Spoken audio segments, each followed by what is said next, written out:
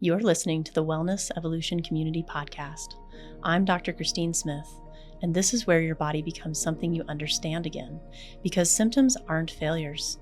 They're your body's most honest attempt to protect you. Each episode, we decode those patterns with root cause physiology, nervous system insight, and metaphors that make your biology feel alive, understandable, and trustworthy. You are smart. Your body is designed to heal. Let's remember how together. Welcome back to the Wellness Evolution Community Podcast, where today we get to explore brain health. And I'll just present the question to ponder. What if migraines, burnout, brain fog, all the things you've been wrestling with are not signs of decline, but signs that your brain is trying to protect you? And today, I'm so excited to have Dr. Amelia Barrett, MD, a Stanford-trained neurologist who has done additional study in functional medicine and genetics as our guest.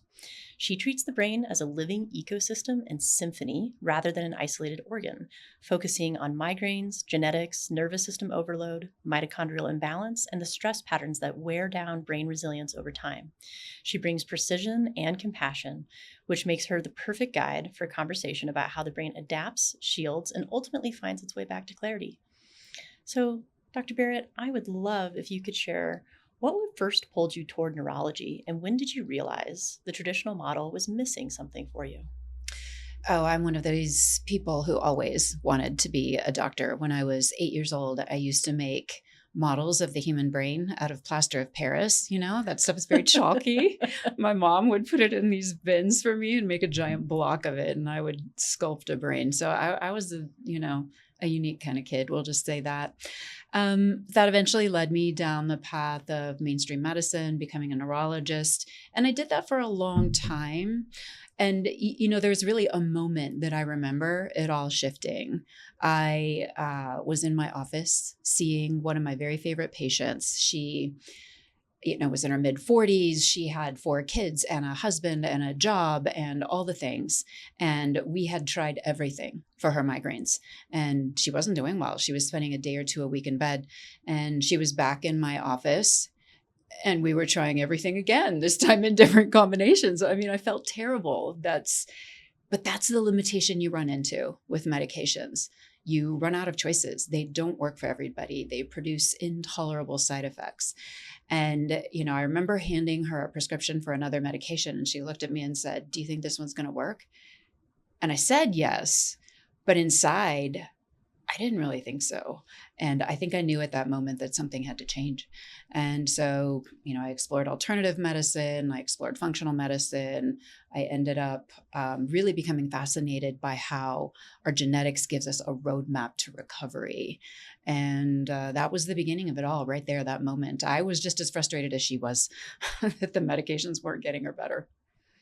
I love that story. And I love that you're one of the few neurologists that I know that has an understanding of functional medicine and cares about things like gut health and yoga and movement and mindfulness and meditation. So I think it makes you extraordinary in your field for having those things, because when we look at the landscape of brain health right now, I'm so curious, what concerns you most?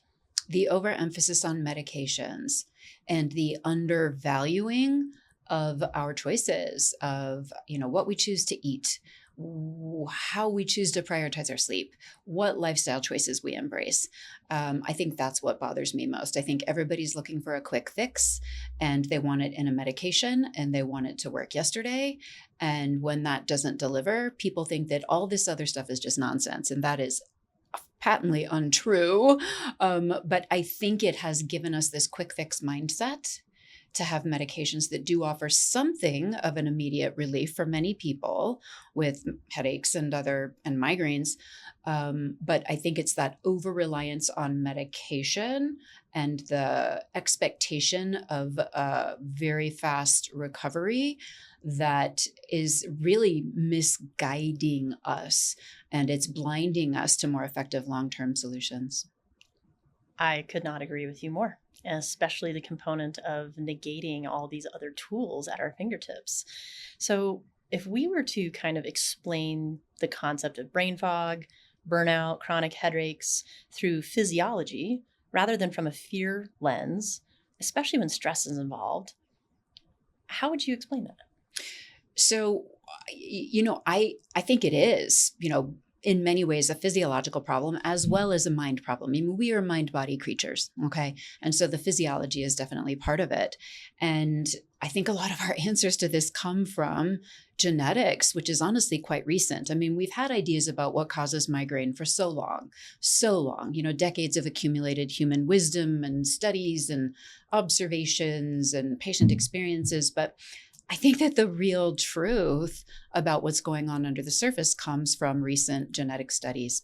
So they've done these studies called genome-wide association studies that look at 4 to 5 million bits of information per person, not just your 22,000 genes, but all those other little subtle variations that we call SNPs in the genes. And we've been able to tease out what's going on under the surface. There are about 200 different genes almost that are linked with migraines, and they basically regulate 4 different systems in your body. So I'm going to answer this question from that perspective of, what this recent data has shown us. So the systems that are regulated by these abnormal genes are related to brain chemistry, which makes a lot of sense. Of course, those are the chemicals your brain uses, between the cells to communicate with each other. Inflammation, which is often from the gut. People with migraines often don't even know that that's where the inflammation is coming from. Energy production, deeply tied to mitochondria, of course, the batteries inside our cells. And then vascular function, how our blood vessels constrict and dilate. Those are the real areas physiologically that are struggling under the surface. And, and I really love the way you phrase this, that this isn't so much a symptom of decline. This is your brain trying to talk to you. This is your body's way of getting your attention, whether it's headaches, migraine, brain fog, whatever kind of a brain symptom you're dealing with. It's your body trying to talk to you to make you take action and do something different. So I am a huge proponent of please listen to your symptoms. They are signals. And if you just numb the signals, it's like putting duct tape over your check engine light. Ooh. And when we have a huge decline in our cognitive health as a major issue for our society these days, stop putting duct tape over your check engine light and check the engine. And that can come in a lot of forms. And I think the genetics, as you're talking about, are a huge component of things of like, what tools has your body been given to navigate this life with? And then I'd love to also hear your opinion on like the epigenetic component, which is the choices that we make in things, right? So you may have inflammation genetics where you're a little bit more vulnerable. I'd like to also bring up the concept of genetics around detox. If you have a hard time detoxing and you're not very good at it, you're more likely to have inflammation. If you mix that with bad inflammatory genetics, then you're dual at risk. But it's not just that like, oh, I'm a victim to my genetics and there's nothing I can do. The epigenetics are, well, how can we affect our genetics with our choices? And I know you're a big proponent of things like mindfulness and other life tools, and you teach yoga to your clients, but what's your opinion on that? Absolutely. Our genetics are a roadmap to the opportunities for healing. They are not this is my genetics, too bad I'm stuck with migraine. It is, I've got some challenges in my inflammation here. How do I get around that? So let's talk about epigenetics for a minute, because I think there's a lot of confusion about what that really means. So for example, whether or not your body can digest lactose that's in milk is literally genetic. You get one piece of information from your mom, one piece from your dad. Your body can either do it or it can't. It's a yes or no question. Now, let's say you get one yes, I can digest it gene from one parent, one no, I can't digest it gene from another parent. The yes, I can gene goes into overdrive if you're drinking a lot of milk, and it will just digest it for you just fine. So you're upregulating the expression of that gene. The yes, I can gene is working overtime. That's truly epigenetics. But I think there's another piece to this modifiable component about our DNA, which is, okay, here's how I'm wired. Fantastic. Now I know what I need to do to make my system work better. Like what you were saying about people don't know that they have bad inflammation genes or bad detox genes. We can help with that. There are many, many compounds, pharmaceutical and mostly non-pharmaceutical, that help people with these challenges that they have in their body. And I think the frustrations people have are that they just don't know how they're wired. They don't know what they need. Should I detox? Should I work on inflammation? Who knows? You can try to get some information based on symptoms or, functional lab tests. You can try to get some information that way to figure out what's going on in your body. And those are great ways to do it. But I think where people get confused is when they're, they're asking Dr. Google, what do I do about my headaches? And, wow, you're never going to get a good lifestyle answer that way. You're just not. Most definitely not. Yeah. And I am such a proponent of supporting the systems in the body so that its natural intelligence can come through. Like your body is designed to heal. It is designed to take care of you. So when you're having symptoms, it's not that your body is broken. It's that like something is in the way, something is inhibited, something is not resourced. So if we can resource those things, it's amazing what your body can do. Like even, facilitating healthy drainage in someone's detox pathway can be some amino acids that can help immensely, and just shifting the diet just a teeny tiny bit, or addressing the gut inflammation. And this is where people are like, but I don't know where to start. This is when you reach out to a practitioner to help you figure out for your system where to start, which is where the one size fits all model is just no longer, or never really was, applicable. We are all unique. Yet at the same time, our bodies also work very similarly. You just have to figure out which system is under-resourced.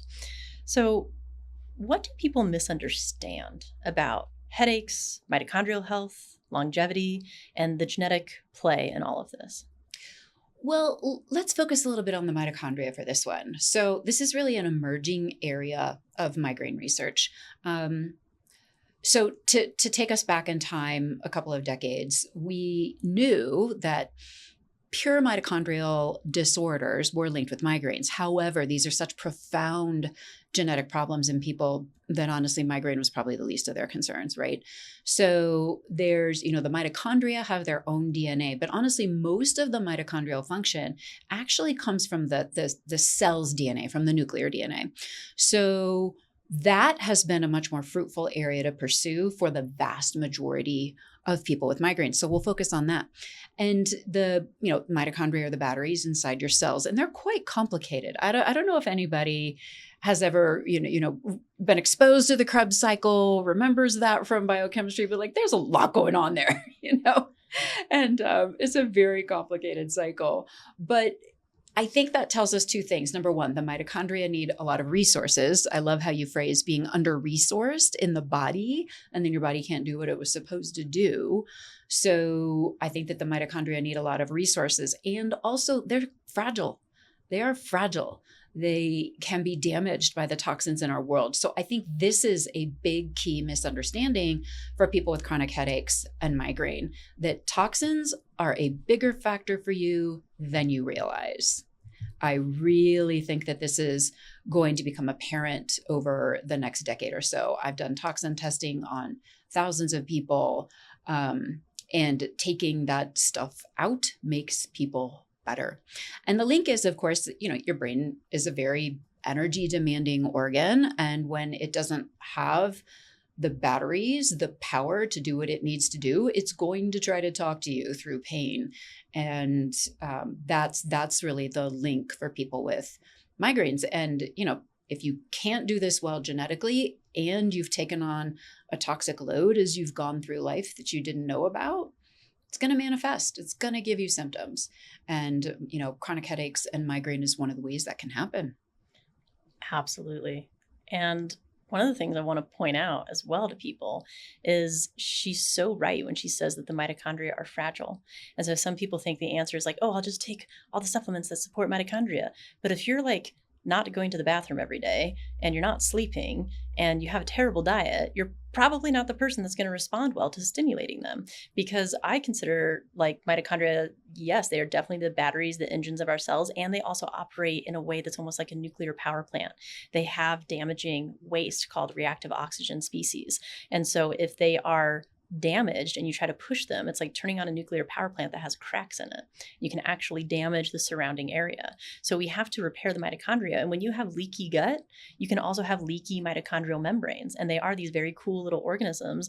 And the way that they work is by having membranes that separate ions and charges from another component. And then it creates almost like a water wheel effect where it comes down, churns things, and then we spit out energy. But that's a very simplified description of it. But if you don't have membranes that are tight and have integrity and are effective, the machine itself is not going to be effective. That water wheel is not going to work because the water is leaking through. And so we want them to be healthy before we start pushing them. And this goes back to everything that she was saying about your lifestyle and what you're fueling your body with and these types of things. And also our energetics. Our energetics are a huge piece of this. Stress is a huge piece of this. How do you tie stress into all of this? Well, stress makes everything worse. The gas on the fire that's already there.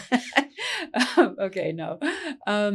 So, there are interesting correlations between different brain chemistry, genetics, and stress. Of course, some of us feel stressful experiences more intensely than other people do.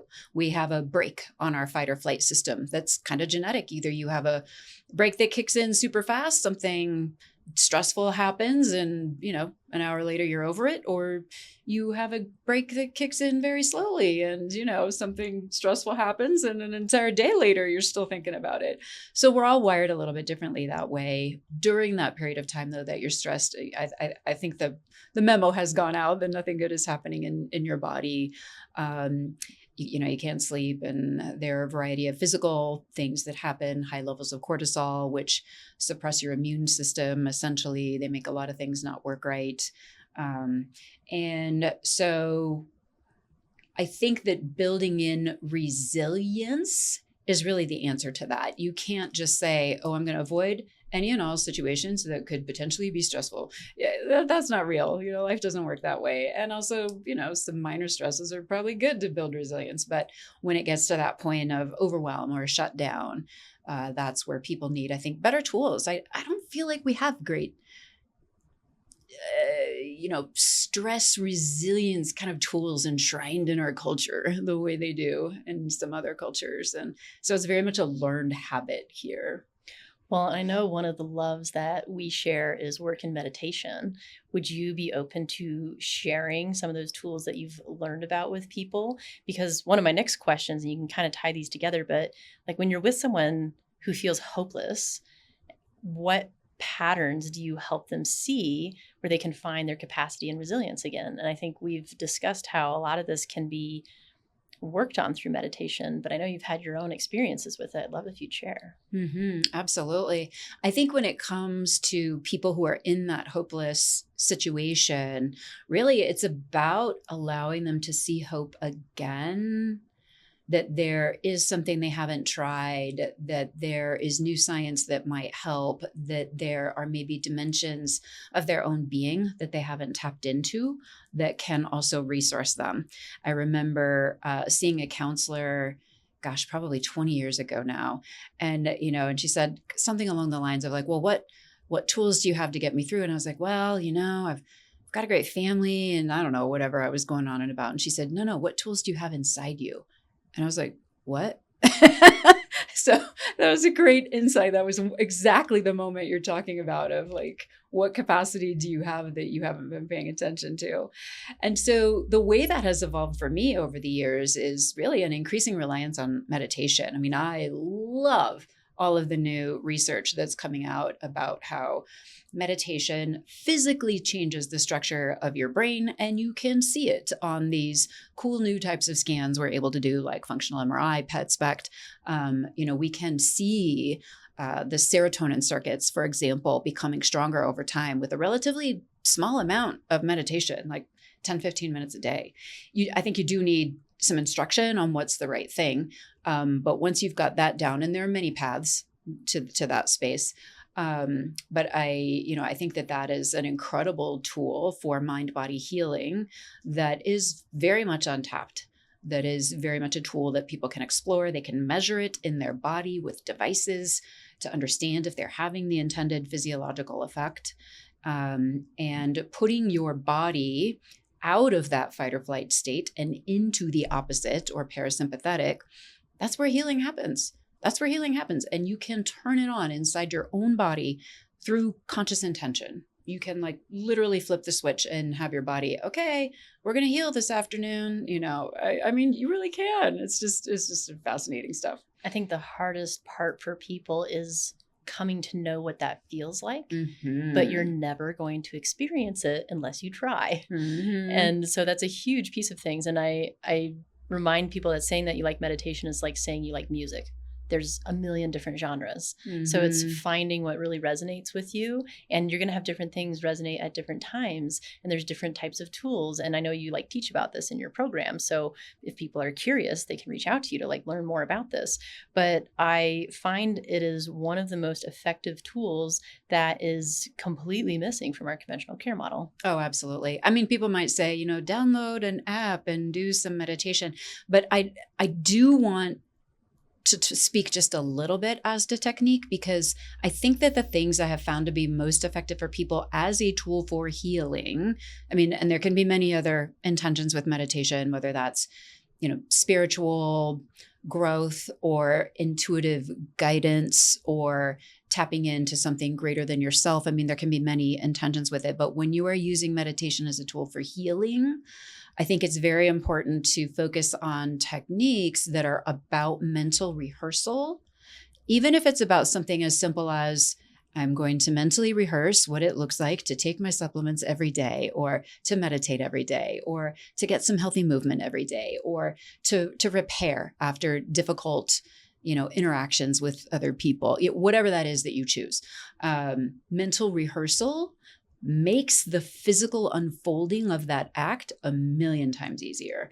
And it takes a lot of the burden out of the difficulty of creating new lifestyle habits that nurture what your body wants you to do in order to function the way your body was meant to, i.e. not have pain.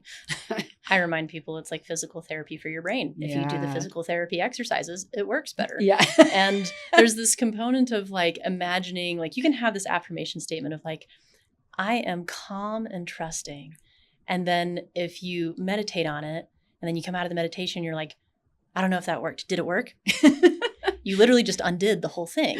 So you have to be like, okay, well, what would this version of me who is calm and trusting respond like after they come out of meditation? They wouldn't question it. They'd be like, wow, I can't wait to see how my day is different after this effort I put in because I trust my effort. Totally different perception. So it's like if you're working on something and then you immediately undo it, you're not going to have the effects that you're looking for. And that's, I think, the practice that you're talking about is like, what would it look like if this? And then bringing that into your day as an actual practice. And you're going to take a few steps backwards at times and you're going to slip and then you come back to it. And I often talk about meditation as it's the art of coming back to yourself or whatever you're focusing on. And that focus can be, I want to feel good in my life. Okay, well, that's very nonspecific. What does good look like? How do you walk? How do you talk? How do you interact with people? How do you respond to things? So I love that. And even, actually, I'd love to hear your take on this before we move on. How does it affect your genetics and your epigenetics? Well, I think it's more of either an epigenetic modulation of your DNA or a supporting of the systems that need your support. So for example, maybe somebody has challenges with their brain chemistry genes, with GABA, glutamate, serotonin, any of those, with their adrenergic chemicals. They are probably going to have a hard time falling asleep at night. And so maybe they adopt meditation as a strategy to help put the body physiologically into a parasympathetic state, which allows you to fall asleep more easily. So I think that while it doesn't change any of those neurotransmitter genes you have, it is a specific informed action that you are taking based on how you're wired that is going to lead to greater health. And it doesn't require a prescription sleeping med that, for the record, they're all kind of basically like light anesthesia. It's not true sleep. So that's not really a long-term solution. You need something that works with the way you're wired so that your body is getting what it needs, and then it can do what it was supposed to do, i.e. sleep and heal you and clean out the brain during sleep. So I kind of view it that way. I mean, there are more complicated physiological circuits there too, and more supplements people have never heard of and biochemical pathways people have never heard of. I mean, it gets more complicated than that. We're intentionally trying to keep it something that, people can understand. But in your mind, as you're listening, you have to just think, okay, this is just an example of how it can work with more complicated things. And, we have tools to monitor our body now in ways that we never did before. You can see the change in your physiology that happens as a result of your meditation. You can also get objective feedback if you want. Well, and I love how, like, in a lot of the research that's being done, it's like you can have your genetics and your setup for something, but how that gene is being actively expressed is affected by what you're doing in your life. So if you are meditating more, you can actually change the epigenetic expression around a gene. And like Dr. Joe Dispenza had shown that a woman just from meditation alone lengthened her telomeres in like 4 days. Yeah. Insane, isn't it? Really cool things. Yeah. So regarding like your own experience in all of this, has there ever been a time where you ignored your own brain signals until they demanded your attention? And like, what did that teach you?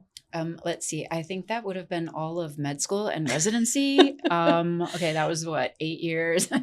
Yes, I think anyone who's been through that can agree.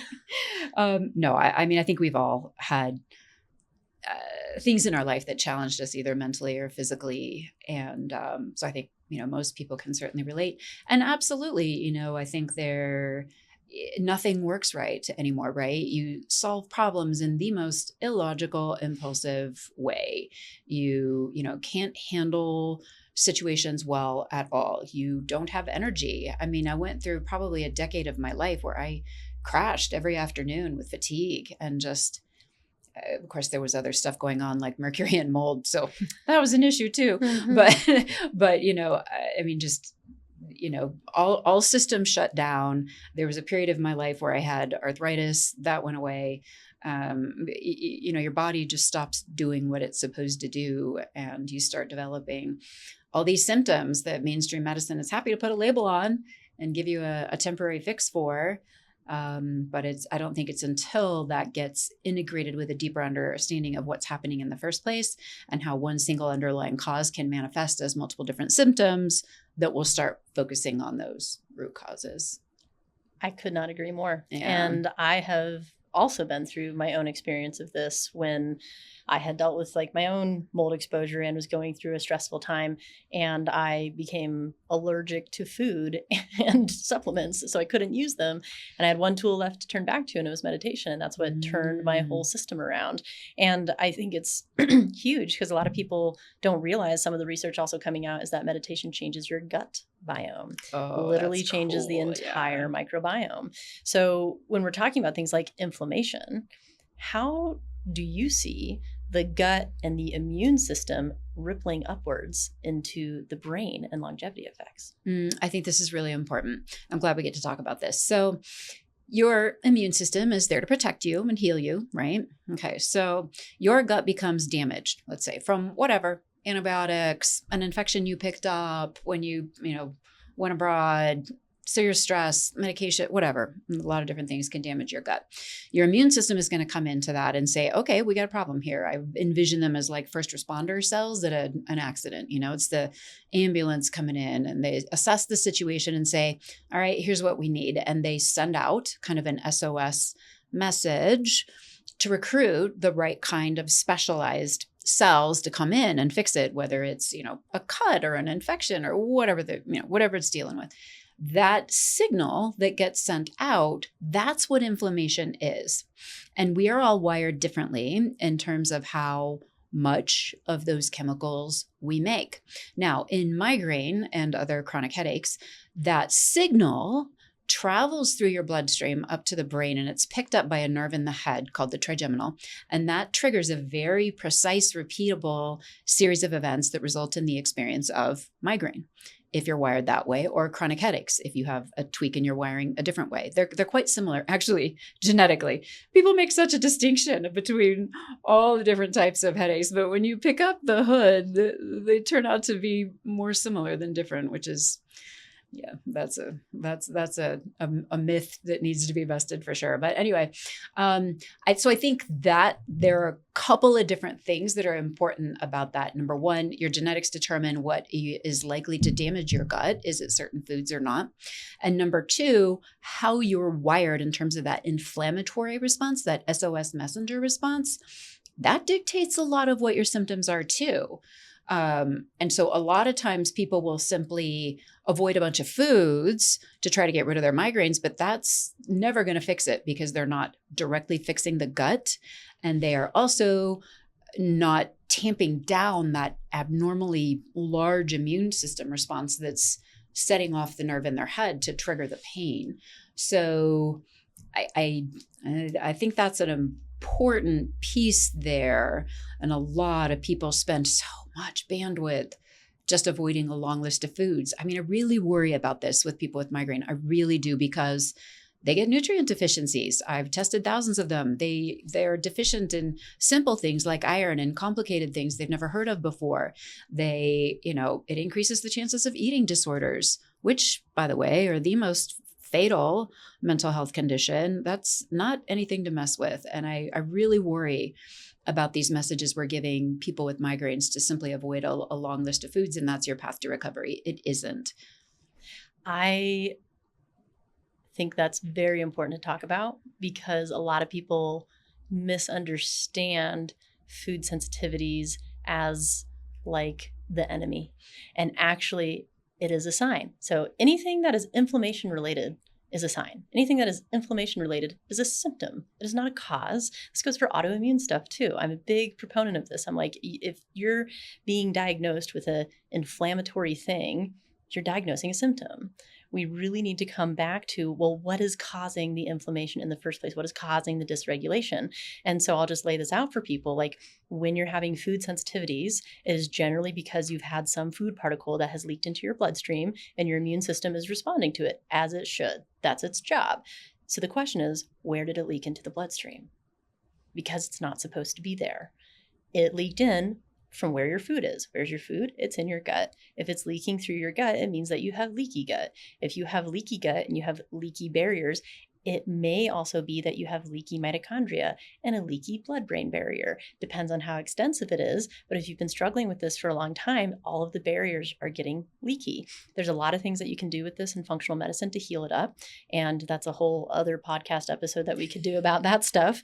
But this actually leads into one of my next questions as well, because I think there is a relationship between inflammation and how an inflamed brain can end up being more emotional, and also how, when you're emotional, it affects your inflammation.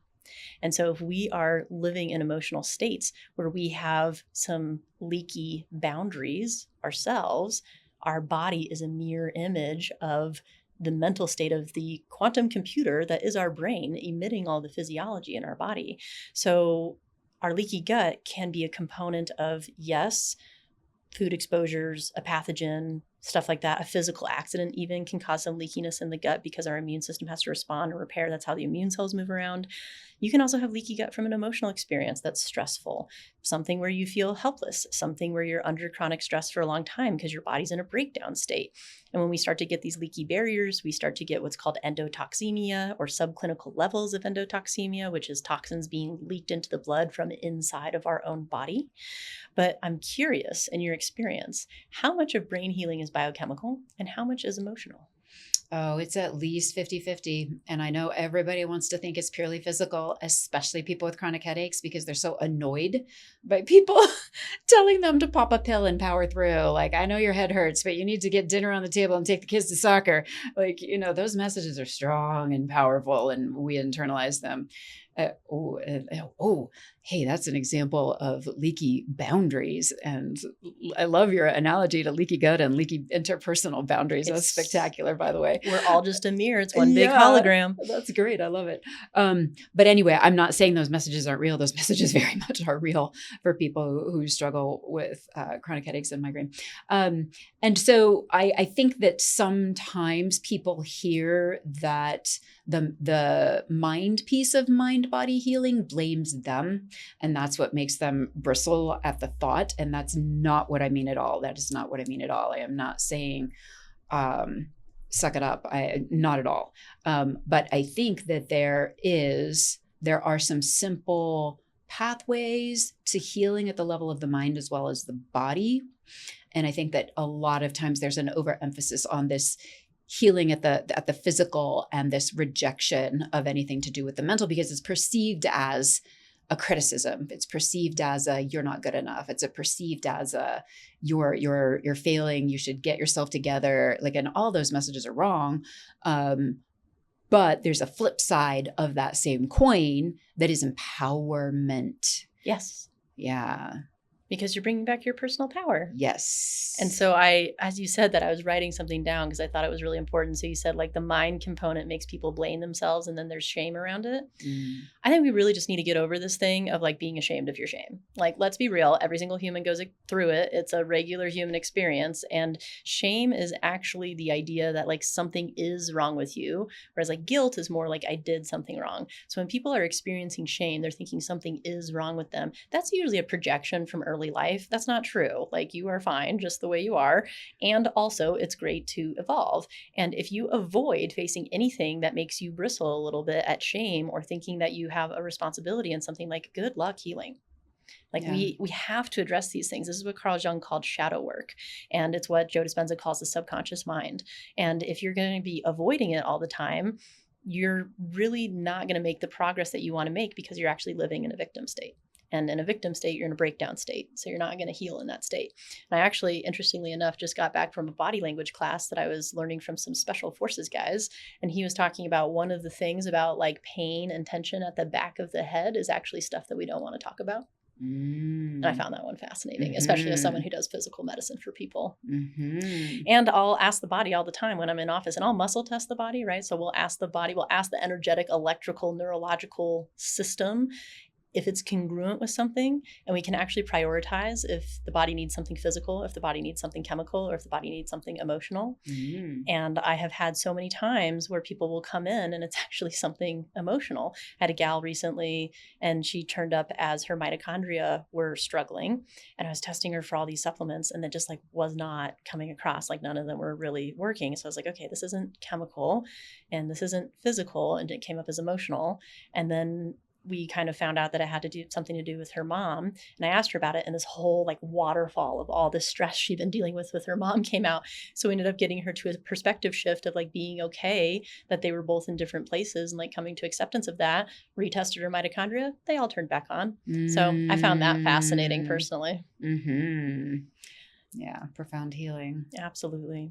Yeah. So I know you also used to do brain scans and have so much knowledge in that realm, but I'm so curious, if you could redesign the standard brain health exam, what would you include that you feel like is missing for breakthroughs in longevity and that you feel is most promising? Oh my goodness, more labs.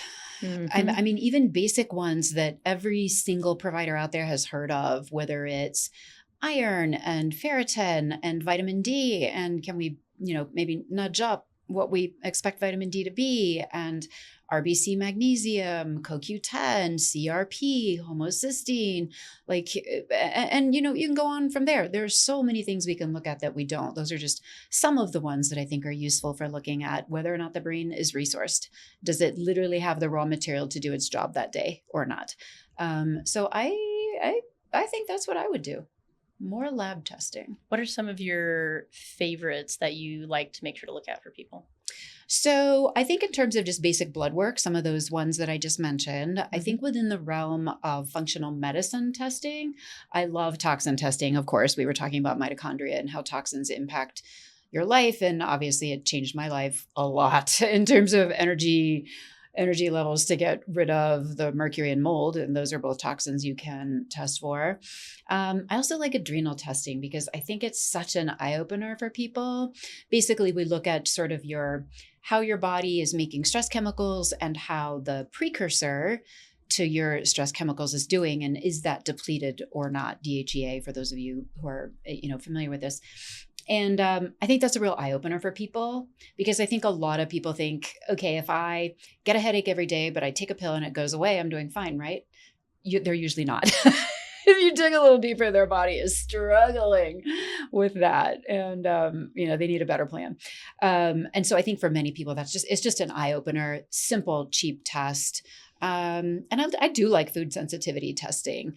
Oh, yes. I think it's valuable as a tool, but it's not the only answer. To help people understand, yes, I have leaky gut. Right. Exactly. Not, oh, there's 52 foods I need to avoid now. It's not that, but just to understand, wow, okay, I'm dealing with a legit problem here. I need the right solution.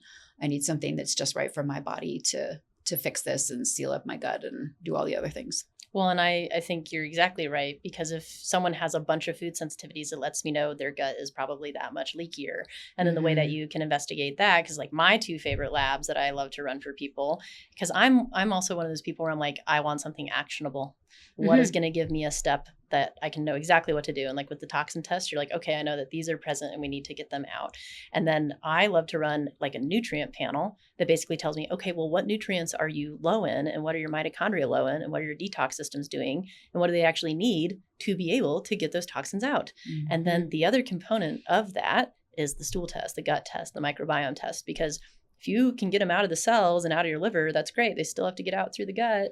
So if you have leaky gut and you're putting stuff into the gut, it's just going right back into your bloodstream. So I'm a huge proponent of like, okay, so we run like a food sensitivity test. You have a bunch of food sensitivities. We run a toxin test. You have toxins present in the body. Okay, well, how do we seal up the road on the way out of the body? That's your gut. And then how do we help your liver to be able to transform these molecules safely? Because I know there's like a big trend right now of people doing detox protocols off the internet and not preparing their bodies right.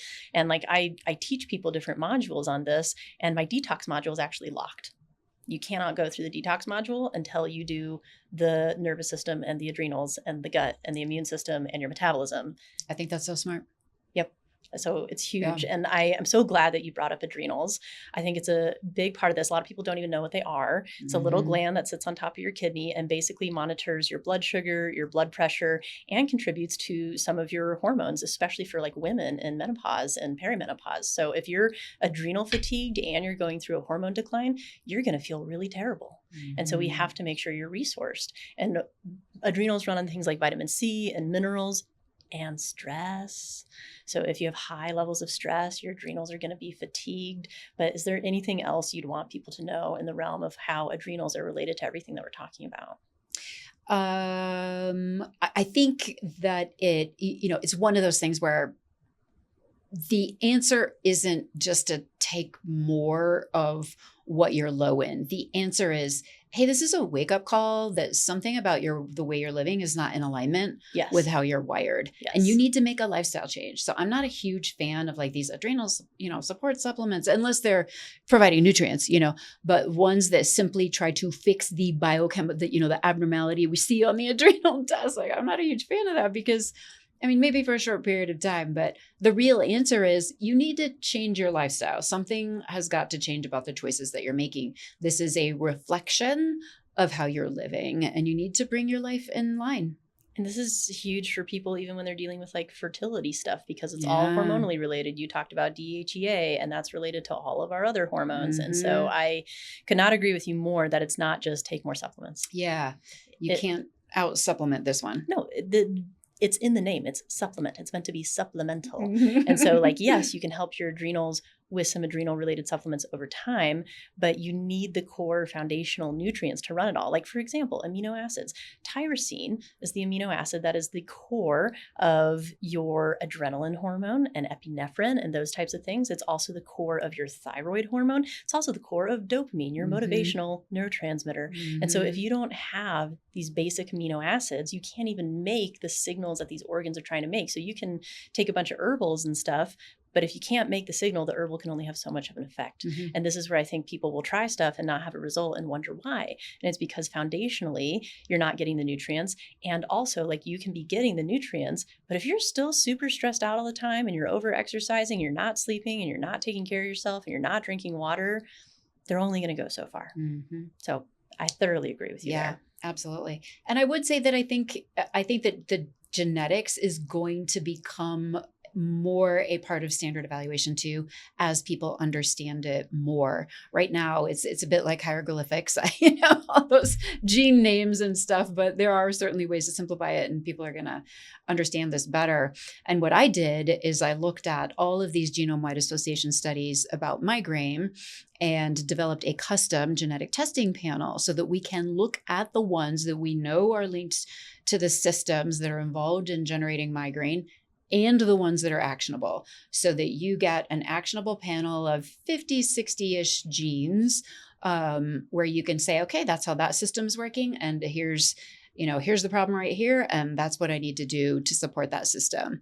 You can get labs to see if you're nudging your body in the right direction. Maybe if your problems are with detox, are you getting rid of those toxins? You do the toxin testing we were talking about, fix everything up, repeat 6 months later. Did you do it? Are we done? Or is that problem solved, or is that problem not solved? So I think that it gives you an actionable roadmap to recovery. Beautiful. I definitely agree on the more understanding you can have of how your body actually functions and works personally, the more success you will have, which is why I love teaching people about physiology. So thank you for nerding with me. I think it's one of the greatest components of our friendship, and I love it. So if you were going to give listeners 3 things they could start today to support their brain health, what would you tell them? I am going to say, take a multivitamin every day. Do you know there are people who don't do that? Well, yes, a lot of them. Please take a good one, not the crappy ones with a bunch of fillers. Like, try to get one from a good source, and preferably not synthetic. Yeah. And if you have migraine, make sure there's methylated Bs in it. Yes, that's kind of what I was thinking, is the whole folic acid versus folate argument. But I think folic acid is not well tolerated by the majority of the population just because of the methylation processing pathways. So something that's either folate, folinic acid, or methyl tetrahydrofolate, depending on your genetics. Yeah, exactly. I think there's a common misperception out there that you can get adequate nutrients from your food, and that, vitamins are just expensive pee. That is absolutely not the case. 50 years ago we could, but our agricultural and toxin system has changed dramatically, as has the toxic soup that we live in. Yeah. So please take a multivitamin. I would say please incorporate some rest into every day. I love brain rest in the afternoon. Lie down, close your eyes, listen to something wise and wonderful. You can meditate, you can sleep. If you fall asleep, that's okay. Some kind of rest partway through the day. I love instrumental music, because then it's just like, it allows your brain to stop thinking in words. Mm-hmm. Yeah, get into a different part, shut off your default mode network. Mm-hmm. Yeah. So I would say that. And then the last thing I would say is just go to bed an hour earlier. Big emphasis on rest and sleep here. But for most people, their brain is just overdone. And I think we've gotten so far away from healthy expectations of how to live that, that's why I'm emphasizing these rest things more than others. Well, yeah. And rest and sleep is where your brain actually repairs itself. It's incredibly important for the brain. Yeah. If you want longevity and you want to avoid things like dementia, rest and sleep are paramount. And it's like quality sleep as well. So not pounding a bunch of carbs and sugar right before you go to bed, and trying to not, do really stimulating things before bed, and trying to dim the lights, like maybe read a book, hang out with your loved ones, don't watch like a horror show, like actually allow your brain to rest and sleep, and try to not like imbibe before bed, and your sleep can change a lot. It's called sleep hygiene. Yeah, exactly. Beautiful. Thank you so much. So I guess one of the last things we can kind of end with is, what was a moment when a patient really surprised you, where brain healing unfolded in a way you didn't expect? Interesting. So, I had somebody who took my course several years ago who came in with 24/7 vestibular migraine for years. Tried all the meds, all the things, dizzy all the time, on the edge of a migraine all the time, lots of pain. And, it sounds like I have a very similar approach to how I help people heal that you do. We start with some basics around nutrition and supplements and hydration, and, which is harder than people think. I know that sounds very simple when I say it, but making that daily habit truly daily and truly the way it needs to be for your body is not as easy as it sounds. So we literally just did that piece, ran some basic nutrient labs, focused on hydration and electrolytes. I think a lot of people don't know too. You have to, if you filter your water, which you absolutely should do, you have to put back in some of the electrolytes you're filtering out. So we did that, got a good hydration regimen established, and they went away. They went away, 24/7 vestibular migraines, and they were gone within the space of 2 months.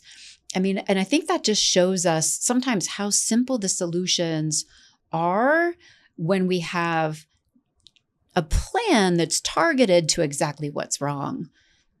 So, yeah.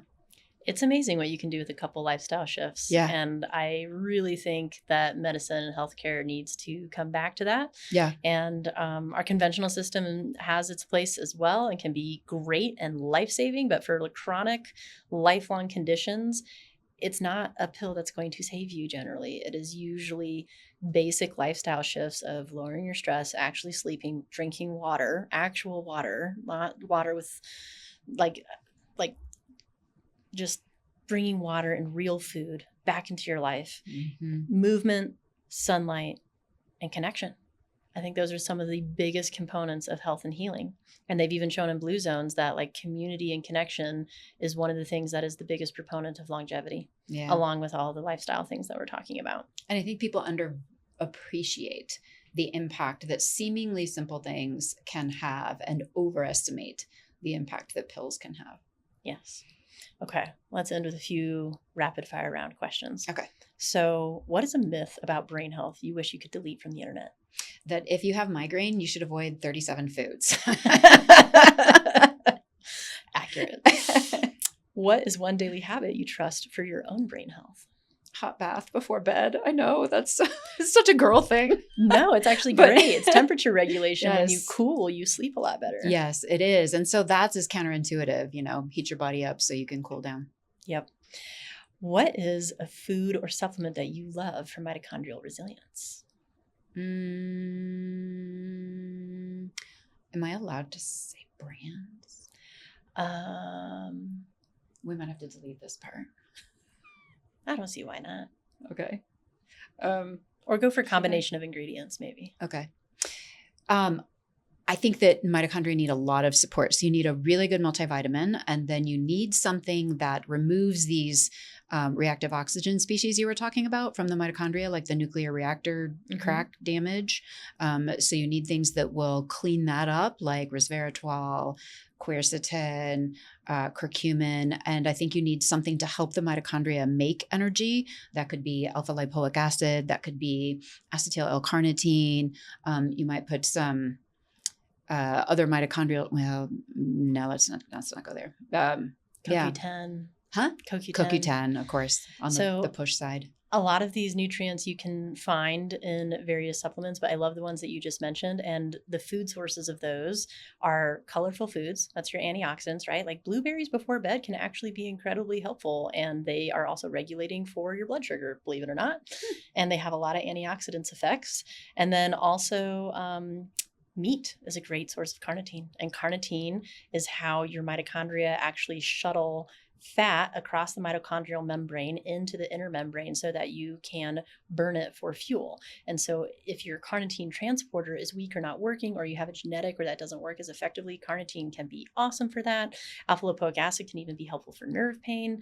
It is helpful for detox and a whole bunch of things. So those antioxidants are huge. And CoQ10 is a component of the mitochondrial electron transport chain that we were talking about earlier. So the Krebs cycle that you guys learned in high school and thought was useless, actually it produces all of your energy and you use it every moment of every day to be alive.